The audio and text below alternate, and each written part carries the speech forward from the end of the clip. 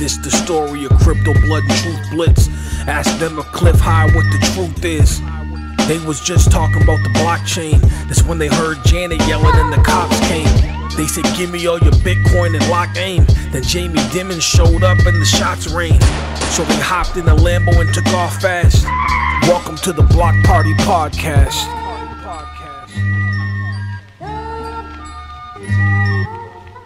Ladies and gentlemen, welcome to the Block Party Podcast, episode number 6. It's your boy Crypto Blood and TruthBlitz. Today we got the long-awaited interview with Stephen Nico Williams from Populous. This is the first interview he's done since the whole FUD attack, so I know it's one everybody's been waiting for. So we're going to talk to him, listen to what he's got to say, and find out what is going on with Populous. So, ladies and gentlemen, without further ado, we have Nico Williams. He likes to be called Stephen Williams, CEO of Populous. What's going on, Nico? How are you? Yeah, I'm fine. Thanks for having me on. Good, good. Oh, thank you, man. Yeah, man. So glad we were finally able to get this going, clear a lot of the FUD, the confusion, a lot of rumors and stuff that's going around with Populous. And, you know, I just thought this would be a great platform for you to kind of, you know, clear all that up for us. So before we do that, though, let's go ahead and talk about who you are, Steve. Like, where did you come from? Tell us this amazing journey that you're on and how far you've come this, you know, and just explain to us what makes Stephen Nico Williams who he is. Okay, well, yeah, well, I guess it started from 1979 when I was born. I was born in London, UK, Greenwich Hospital. The hospital ain't there anymore, but at the time then there was a hospital there. Mm-hmm.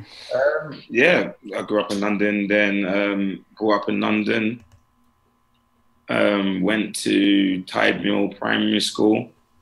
From there, actually before that, I was fostered. So my parents left us, me and my brother, I have a twin brother, left us with our foster parents up until the age of around 7. That was up in Kent.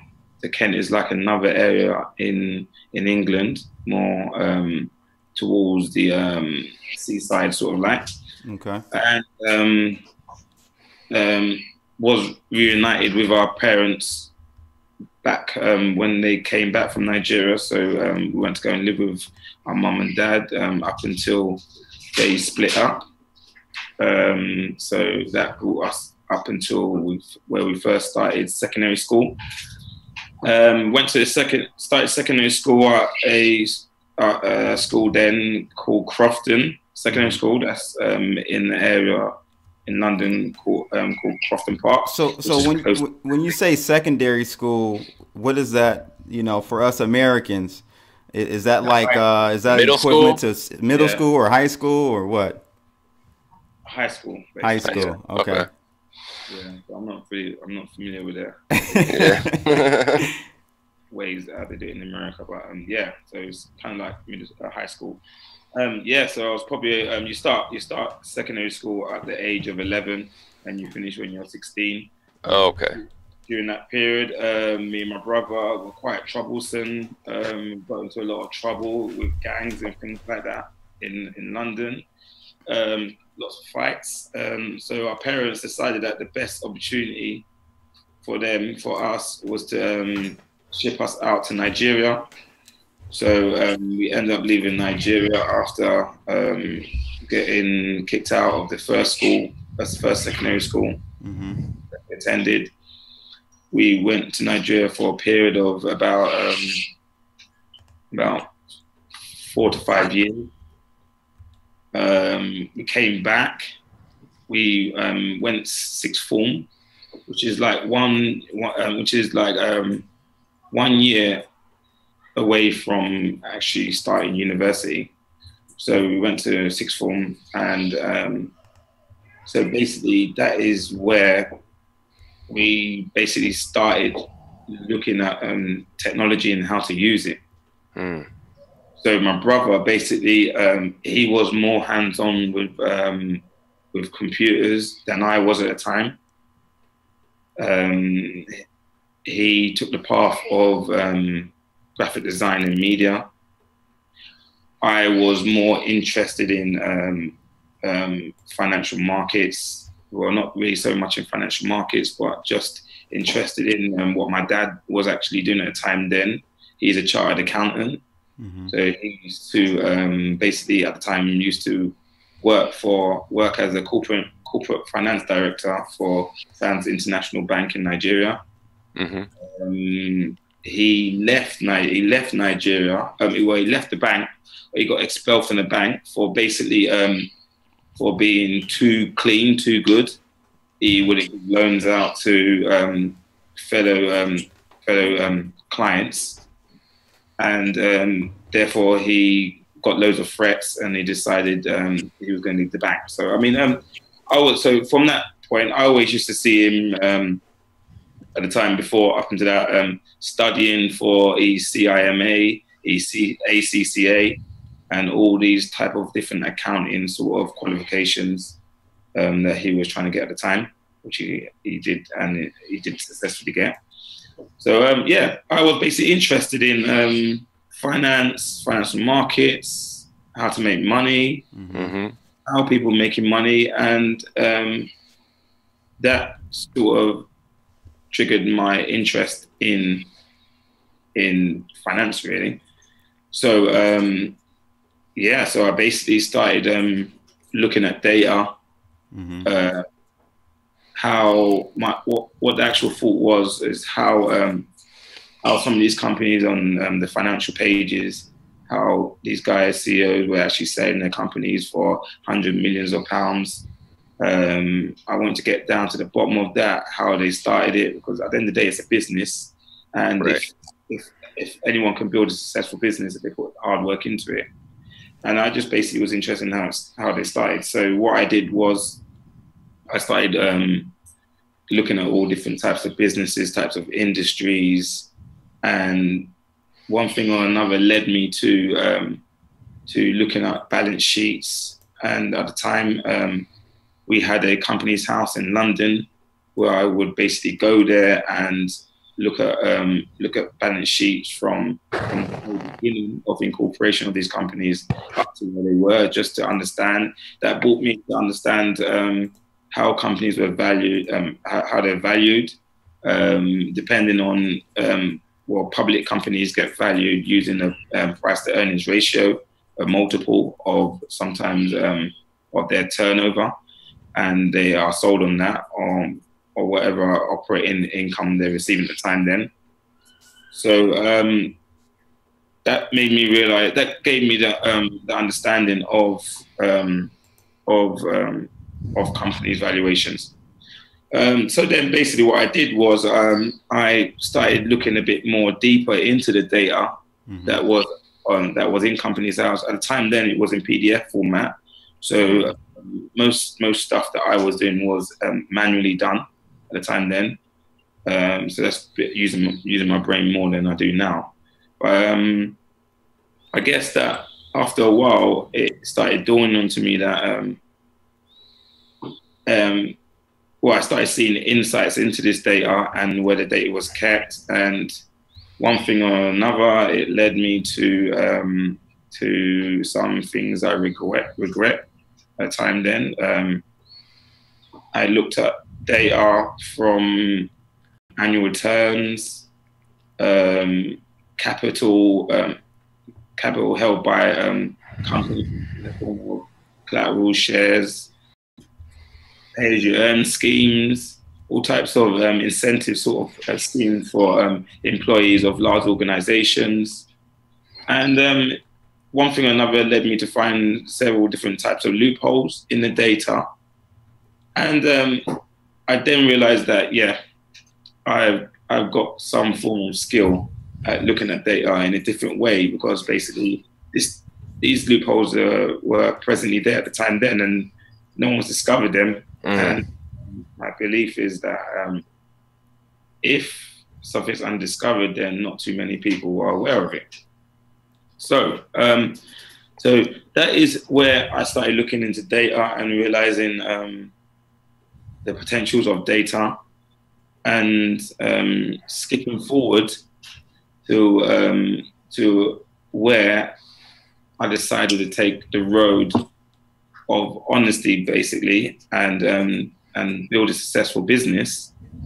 I started teaming up with people that could sell this data to these type of organizations that could use this data to enhance their business. Hence, invoice factoring companies. Mm-hmm. Right. So what I did first was we have companies like Experian, Dun & Bradstreet, BVD, Fame. Yep. These are companies that hold these type of databases with data on all companies all around the world that do file accounts. I mean, the process which they use is by getting people to input this data into their database. So, and then basically charging us the public or their customers a fee for looking at these companies or pulling this data out. Right. So at the time then I started looking at this, going to them.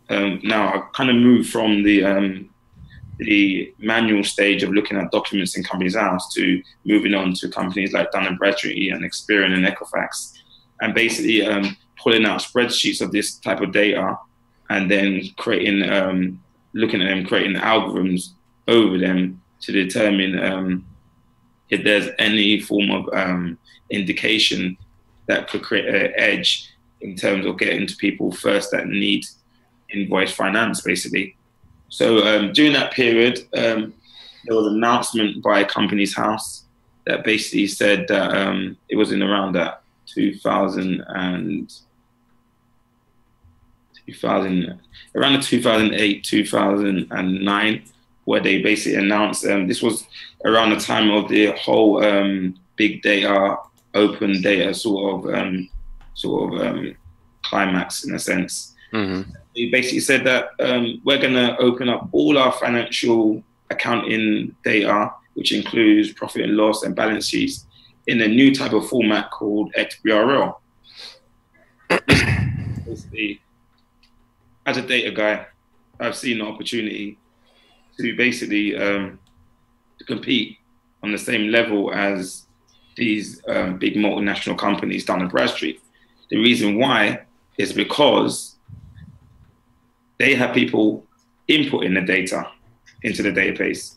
Whereas this new form of data, I could just download all of the content and run it through an extraction machine without having thousands of people inputting those data in the databases, and have a computer doing it on a cron for me, running through and going through the 1,500 or more data points on those financial statements. Mm-hmm. And continuously, at the time then, there was probably not really much companies that started using the XBRL format, but I knew that if I could build this tool with the help of my friends, developer friends in India, basically, well, one of them, Mukesh, I could basically get a head start and basically find different insights into financial data that's not been seen before, which I have basically. Mm-hmm. Yeah. So which we'll see later on. So explain to us this whole XBRL thing and how that's is superior to previous technologies and formats. Like how is that better? Okay. So for example, with XBRL, allows with XBRL. So you have say for example, you go to Dun & Bradstreet, mm-hmm. and you say, I like to look at a company. I like to look at companies in this industry. Let's say there's probably about 100,000 of them.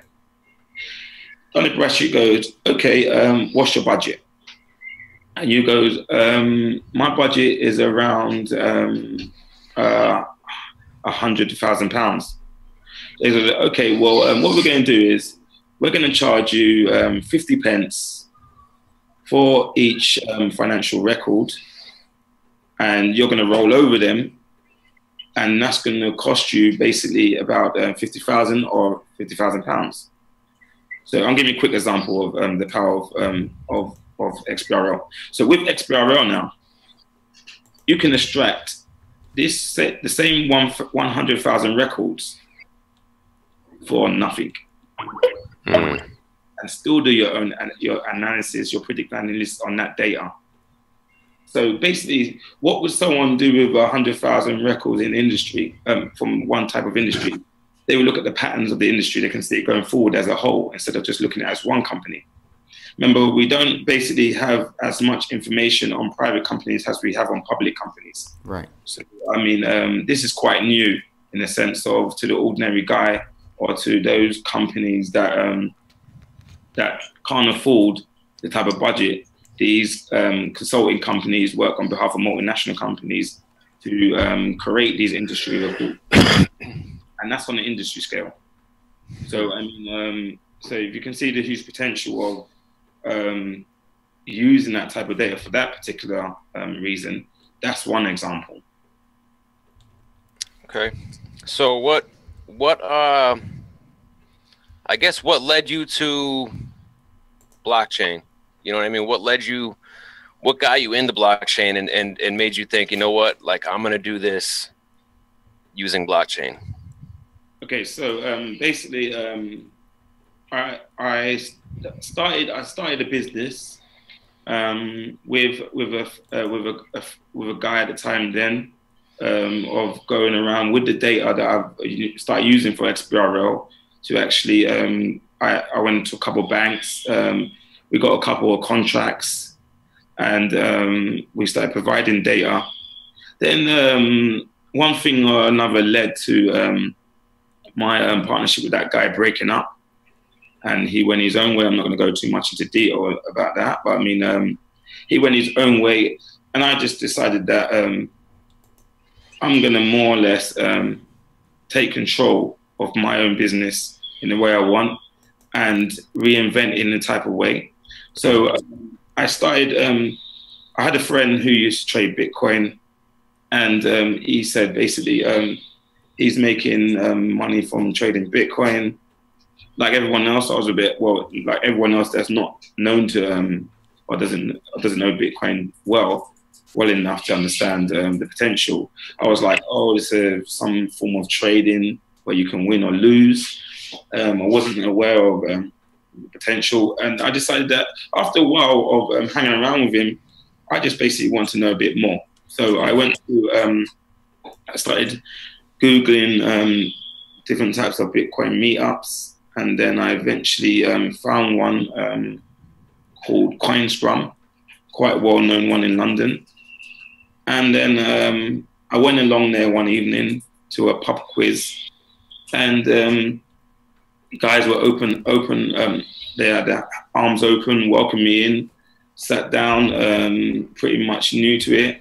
I probably was probably the only type of person from my background in there, from being from the streets in London, not really much of what I would call myself a geek in that sense. Right. But, yeah, I started this pub quiz, and what I was asking people was chatting to them, asking them, can I do this with the data that I got? So my whole thought process was to input the whole entire data sets into the blockchain, and then offset certain elements from the balance sheet in real time input to create a actual live sort of financial system. A couple of guys said to me, there's two types of blockchains you can do that on. One is Ethereum and one is Rootstock, which is not out yet. Had another name at the time then. And basically say what will happen is that's going to cost a lot of money, right, for the amount of code in there, what you're storing in on Ethereum. Mm-hmm. So I know I had the data. I knew what the elements I wanted from the data. So I started, okay, fair enough. I don't know too much, but what I need to understand is everything about Ethereum to basically get to the point of knowing what I can actually do with the data and on it, the financial data I'm looking at. So are you guys actively looking at alternative or next gen blockchains as well? I was going to ask that. Yeah, you know where I was going. You know, as you stated, you know, Ethereum.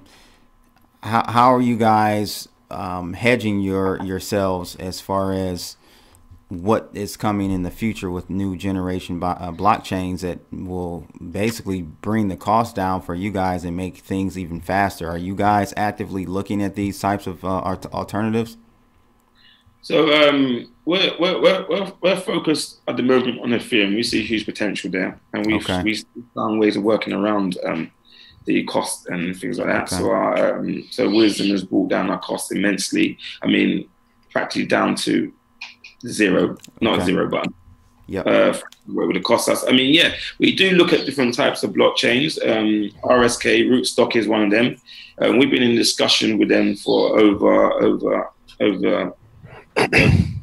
several months in terms of releasing the Populous on the Bitcoin smart contract platform.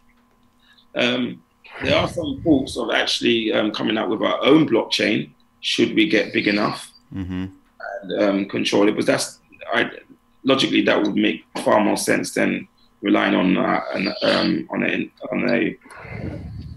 blockchain. But these are still later on to come once we perfected the invoice market.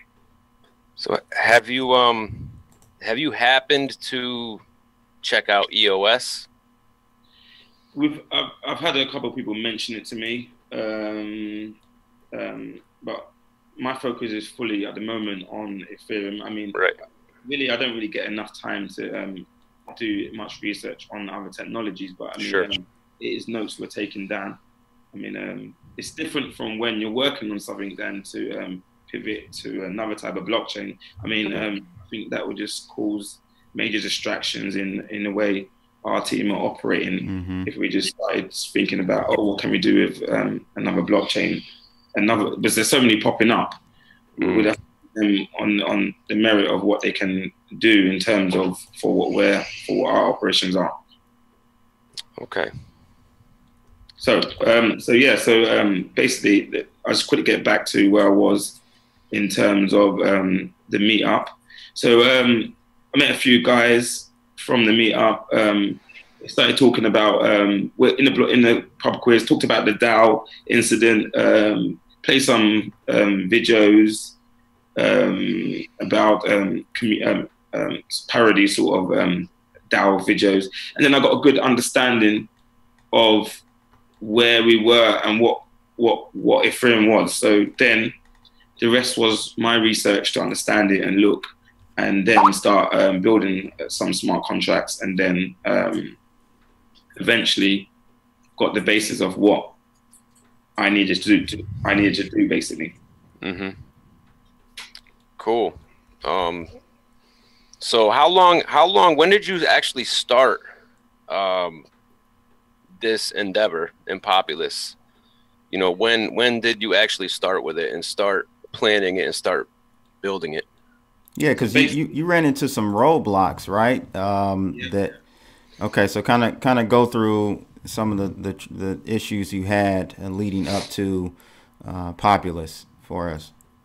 Okay, yeah. So from the early start, when I realized what I wanted to do, I actually said basically after selling data to some of these financial organizations, I decided that, you know what, this is not viable for me.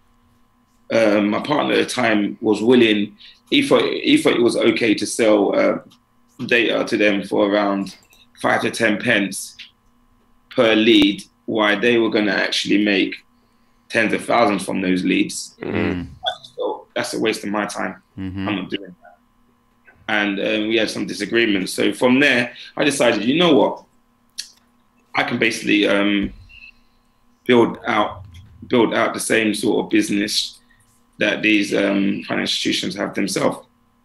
So I started inquiring about the fundamental things I would need to establish the business. And one of the things that I came across was credit insurance.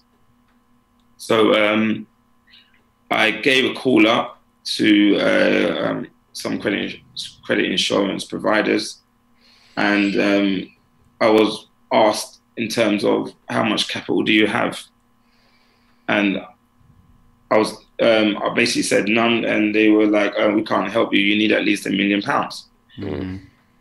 And I basically felt, okay, where am I going to get £1 million from? This is not going to happen. And it kind of deterred me in terms of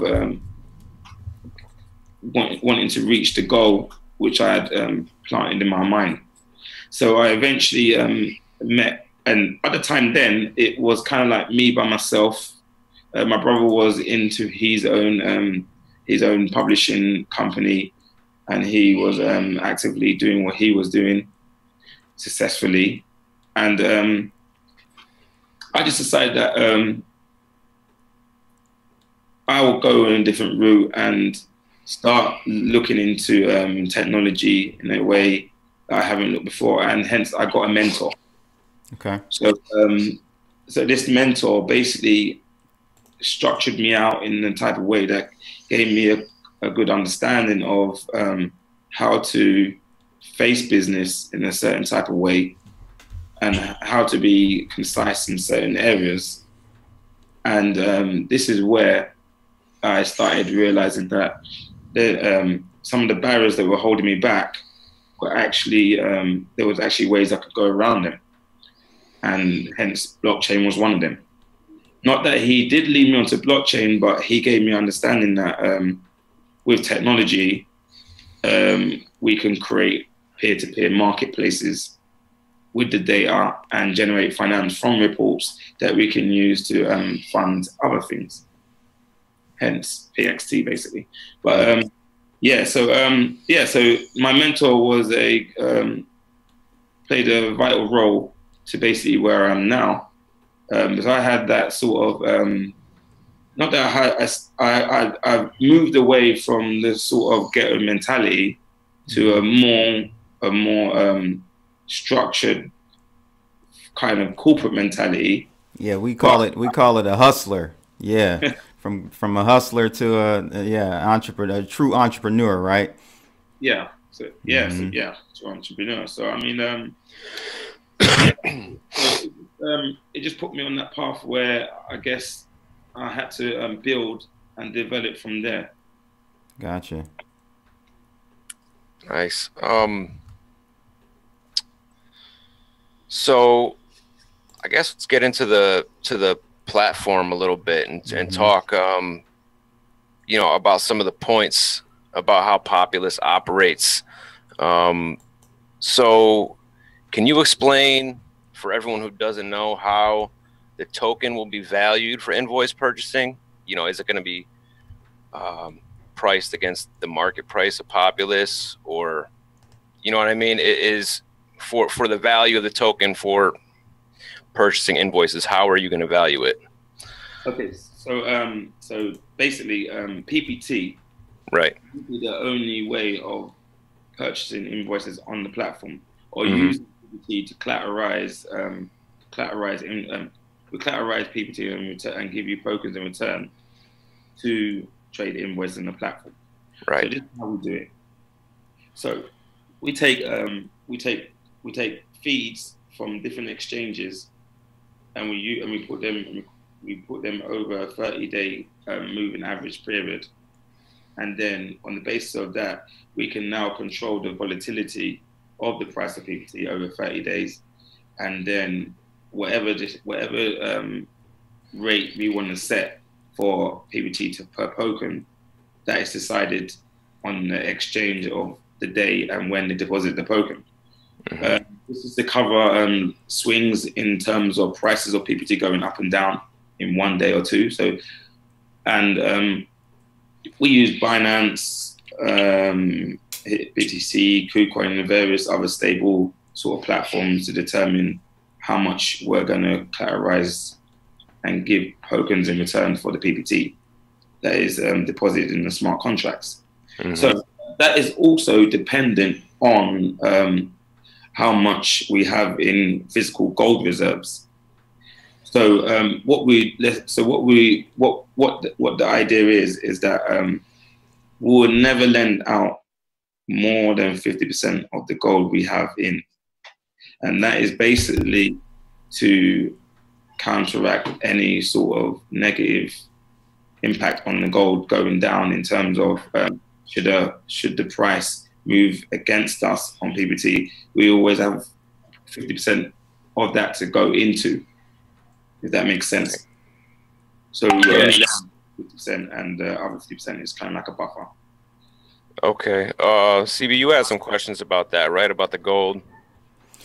Yeah, so my question was really in regards to is that token redeemable for gold? Like, as a customer, am I able to come to you and say, hey, I want gold instead of the, token or PPT back?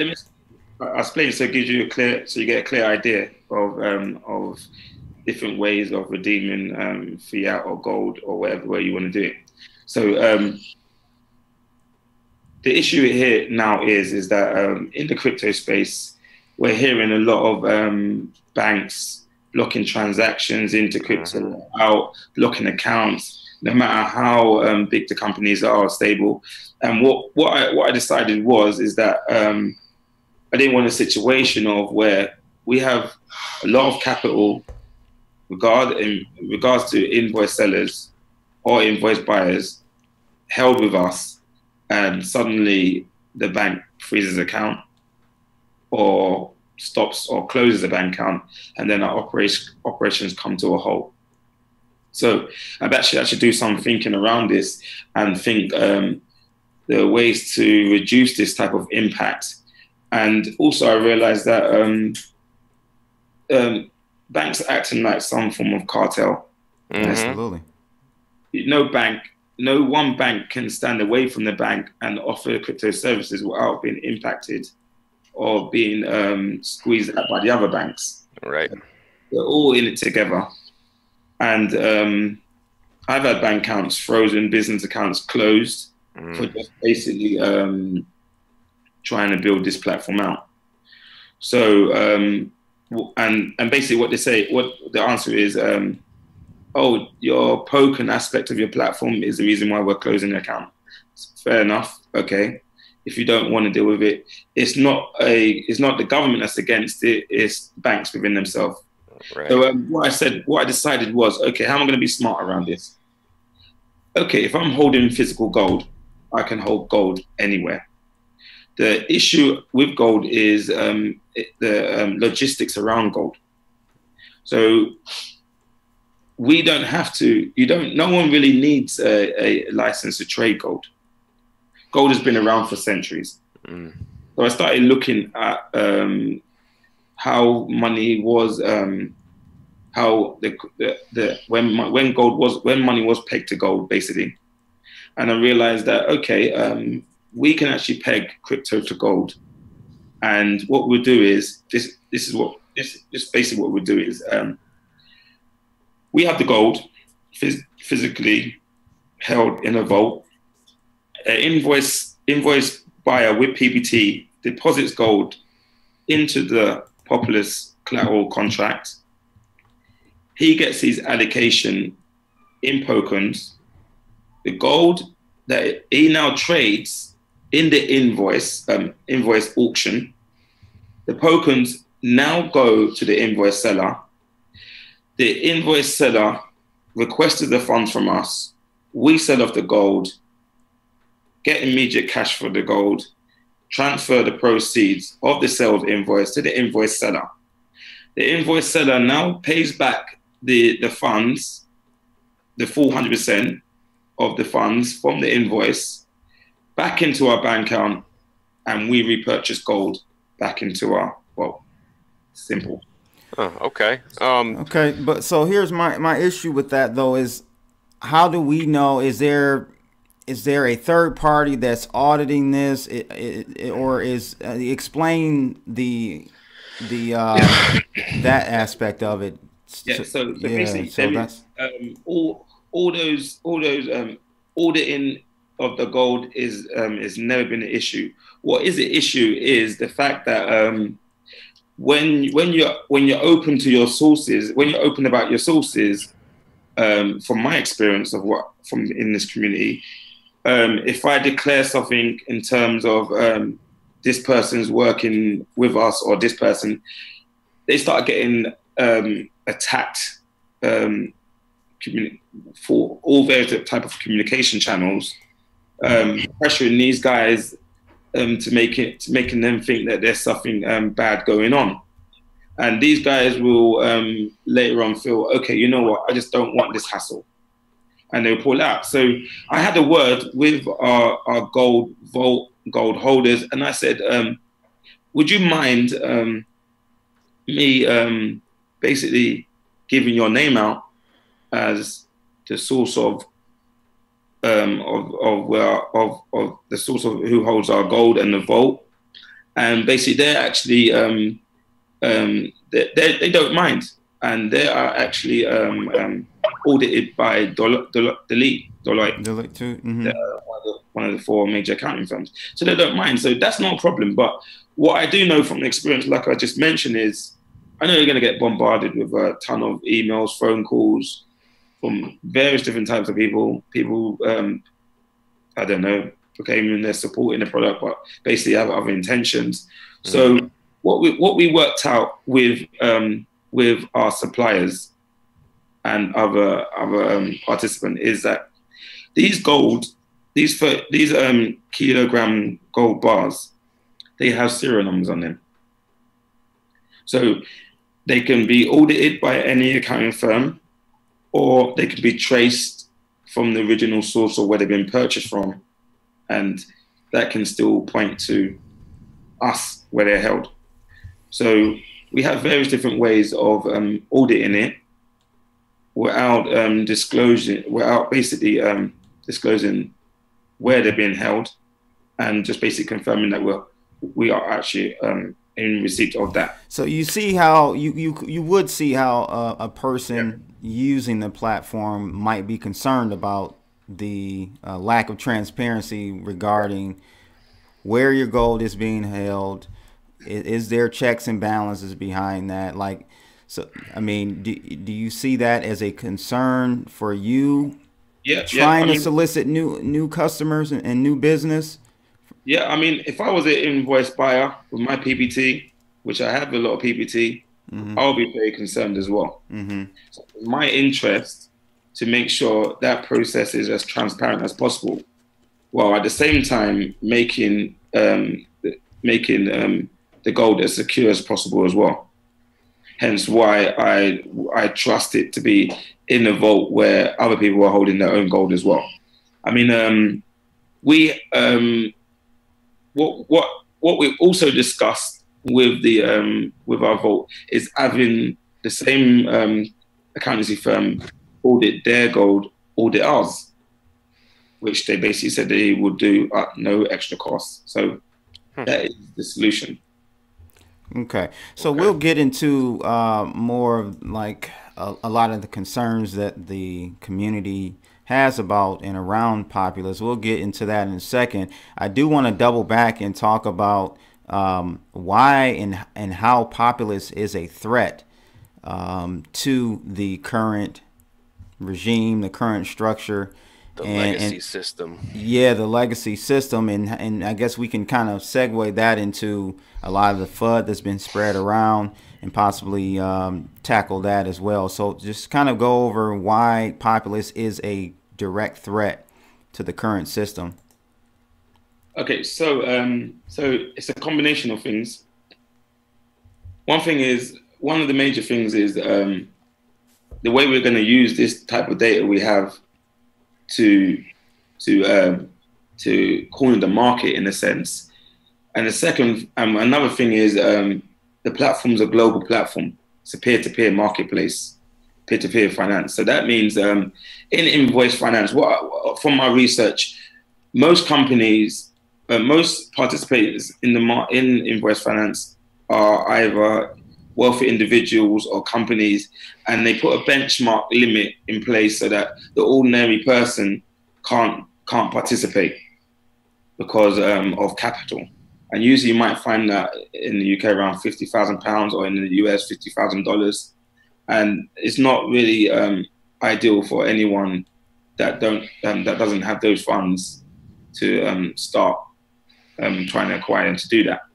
There's other things that they would rather do that doesn't give them that much stress to acquire those funds. So basically, what Populous does is Populous allows entry into the invoice finance marketplace with no minimum.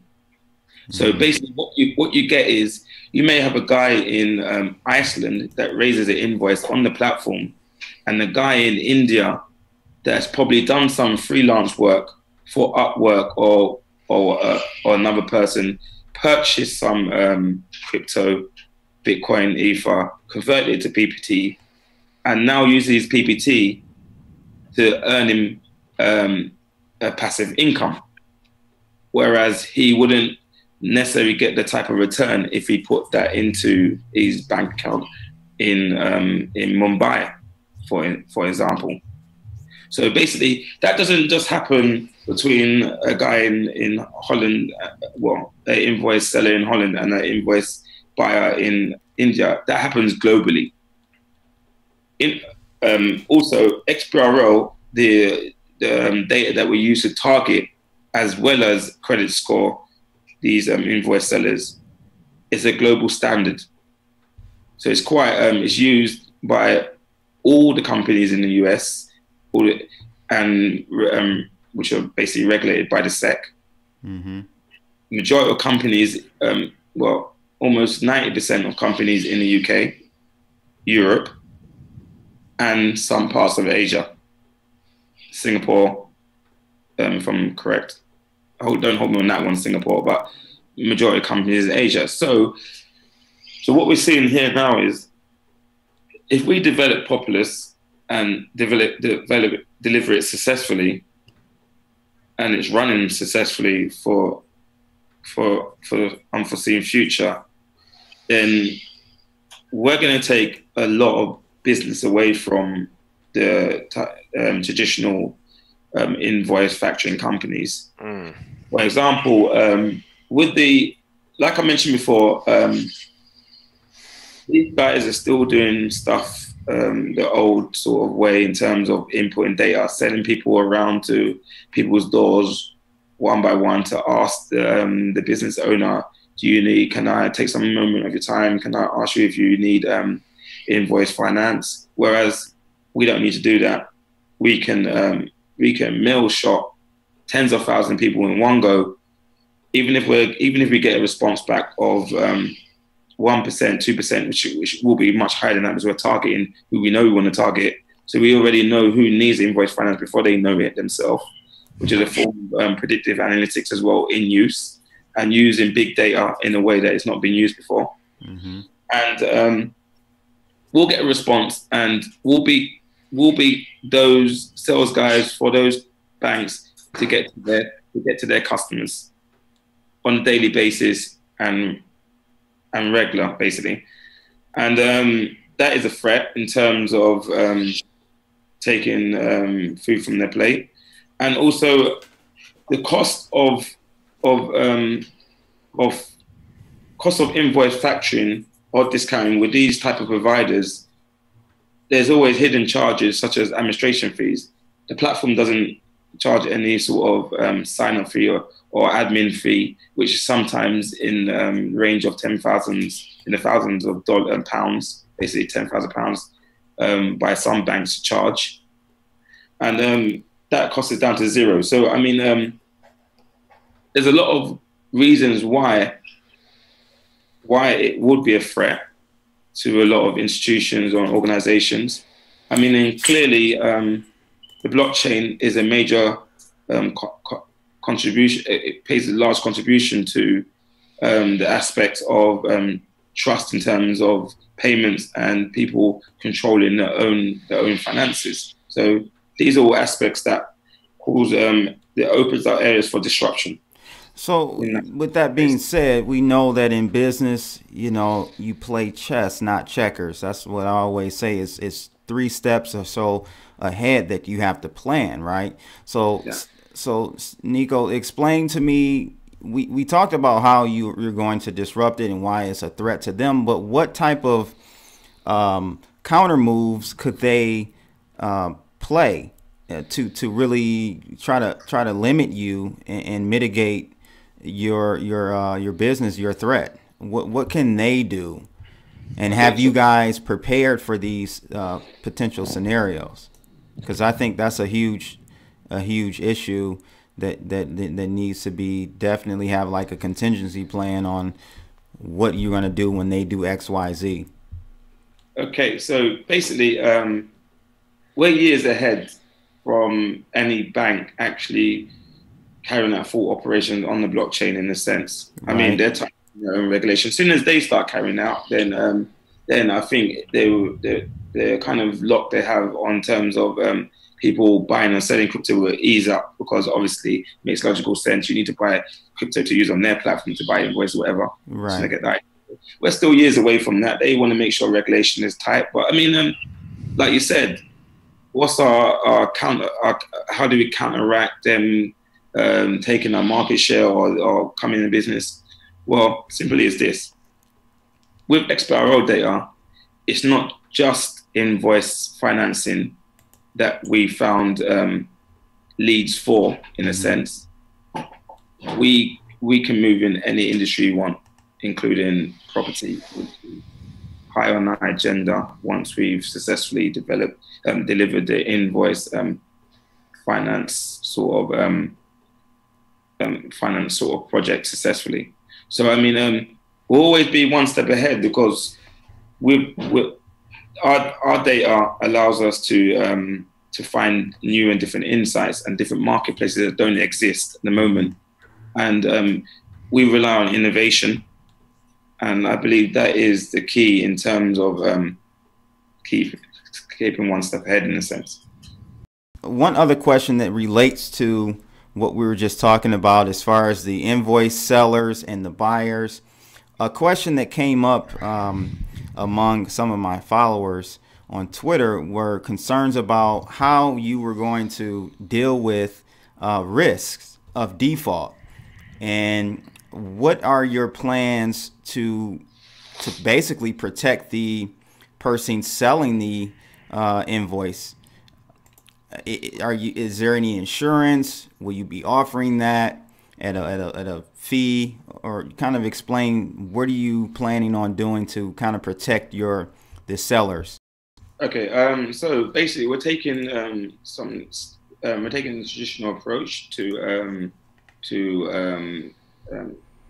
customer defaults from invoice sellers. So what actually happens in the industry at the moment is individual invoice sellers take out their own credit insurance, and then they can allocate the benefits of that policy to Populous, the platform. We will have a policy in place that we can put invoice sellers onto the credit insurance policy as well, which covers them against the likelihood of non-repayment from their customers. So that is one of the major ways of dealing with the risk, in the sense of non-payment of goods or services that the invoice seller has sold. And these are all in place, or are these like hypothetical scenarios or relationships that you have? Do you already have insurers ready for this, or are you still looking for those partnerships? So basically, it's not a situation of you will never get them or you don't want them. It's a matter of money. I mean, right. With the invoice seller, in terms, okay, for example, I'll give you an example. One of the invoice sellers that are going to be selling invoices on the Populous platform, his scenario works like this. He has credit insurance, and he makes us the beneficiary of that credit insurance. So he pays the costs, and that is basically a done deal in terms of protection against for us and for himself. So yeah, we're just basically talking about invoice sellers, as you basically said, in terms of protecting them against non-payment. Correct. I mean, yeah, so the credit insurance is probably the most viable way. I mean, I just want to expand on that, your question, because I mean, to protect everyone as a whole, we have other types of ways we secure against the debt or the funds that are being sent to the invoice seller on behalf of the invoice buyer, which is also directors' personal guarantees, or a personal guarantee from the director, and also a fixed charge over the assets of the company. There you have it, people. Part 1 of episode 6 with Stephen Nico Williams, CEO of Populous. If you want to catch part 2, you got to jump over to the Block Party Podcast YouTube channel. There's a link in the right corner. Make sure you click it and you can check out part 2. We'll check you guys later. Holla.